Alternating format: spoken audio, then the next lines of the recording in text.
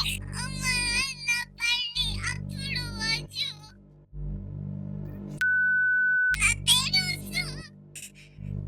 나 여기 문제 생겼어. 지난 4월 경남 거제에 거주하던 효정 씨는 전 남자친구에게 무차별 폭행을 당했습니다. 가해자 김 씨는 헤어지자는 효정 씨의 말에 수차례 전화를 걸고 주거지에 무단 침입한 뒤 피해자를 폭행했는데요. 결국 21살의 나이로 효정 씨는 숨을 거둬야 했습니다. 효정 씨의 보호자는 지난 14일 국민동의청원서를 올려 교제폭력 관련 제도 개선을 요구했습니다. 지난 몇 년간 교제폭력 신고 건수는 꾸준히 늘어났고 교제폭력으로 결국 사망에 이르렀다는 기사 역시 심심치 않게 보이고 있는데요. 상황이 이렇다 보니 사실상 국가적 비상사태가 아니냐는 이야기도 나옵니다. 효정 씨는 사망하기 전 무려 11차례 경찰에 신고했던 것으로 알려졌는데요. 신고의 결과는 모두 처벌 불원.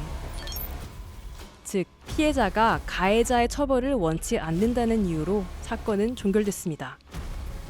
도대체 왜 이런 문제가 발생한 걸까요?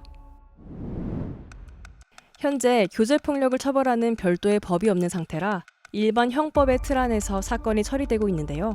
이때 적용되는 반의사 불벌죄란 피해자가 가해자의 처벌을 원치 않는다고 의사를 표하면 처벌할 수 없는 범죄를 말합니다. 피해자의 입맛을 바라보면서 어떻게 가해자 처벌을 원하나요? 가해자 처벌할까요? 당신한테 달려있어요. 이렇게 하다 보니까 사실은 처벌 불원을 하는 경우가 절반 정도라고 보시면 됩니다.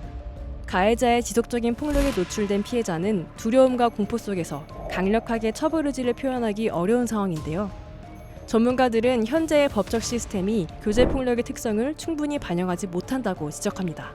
교제 관계이기 때문에 이 사람이 낯선 사람이 아니라 매우 친밀한 관계이기 때문에 이 사람이 내 주변의 사람들을 다 알고 있고 집을 알고 있고 부모님이 거주하는 곳을 알고 있고 이런 위험들이 있기 때문에 가해자의 보복이 두려워 적극적으로 도움을 요청하기 힘든 구조라는 것이죠. 교제폭력을 바라보는 사회적 인식도 피해자를 위축시키는 요인이 되는데요. 아무래도 우리가 연인 관계다라고 한다면은 그냥 두 사람 사이에서 일어나는 사소한 갈등, 다툼이다 이렇게 여기고 피해자분들이 주변 사람들한테 알렸을 때 내가 얼마나 이해받을 수 있을까? 굉장히 수동적일 수밖에 없고 문제의 심각성에 비해 교제폭력에 관한 조사는 제대로 이뤄지지 않는 실적입니다.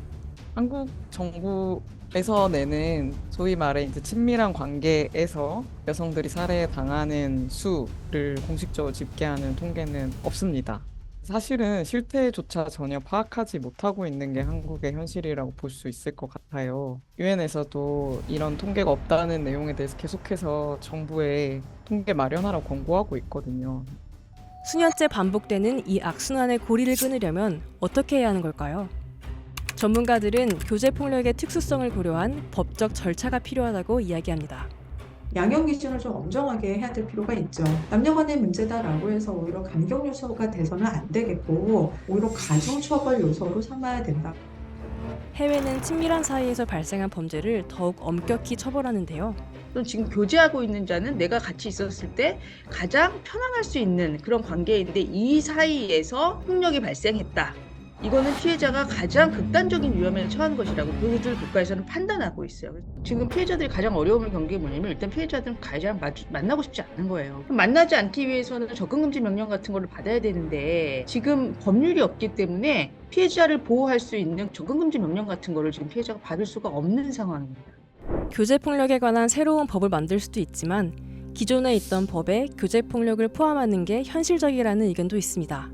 가해자를 너무 봐주고 피해자에게 용서를 강요하고 그래서 교제폭력과 그 배우자 폭력, 가정폭력의 맥락이나 결이 그렇게 다르지 않거든요. 별도의 입법을 하기까지에는 시간도 너무 많이 걸리고 기존의 가정폭력 처벌법이 있기 때문에 이 적용 대상에 지금 교제 관계에 있는 자 그리고 교제 관계에 있었던 자를 포함하면 아주 빠른 시일 내에 법 개정을 할 수 있습니다. 피해자가 더 적극적으로 도움받을 수 있도록 사회인식의 변화도 뒤따라야 합니다. 피해자분들이 이제 신고했을 때 좋아해서 그렇다고 하는데 상대가 당신이 이제 바람을 필까 봐 외도를 할까 봐 염려가 되어서 그랬다고 하는데 이런 가해자의 문법에 너무 익숙해요. 꼭 수사기관뿐만 아니라 한국 전체 사회적 인식이 향상되어야 하는 것 같아요. 전문가들은 법과 제도의 변화, 그리고 사회적 인식 개선이 함께 이루어진다면 이 악순환의 고리를 끊을 수 있다고 강조했습니다. 사실 피해자분들은 할 수 있는 모든 것을 하셨고 너무 유능하고 합리적인 판단을 했어요. 자신의 직관을 믿고 지금 하고 있는 연애가 건강한 연애인가 반드시 짚고 넘어갈 수 있는 그런 기회를 꼭 가졌으면 좋겠다. 이런 말씀을 드리고 싶습니다. 이번 영상을 만든 PD가 추천하는 영상도 보고 가세요. 스브스 뉴스의 다른 영상을 즐기시려면 구독 버튼을 꼭 눌러주세요.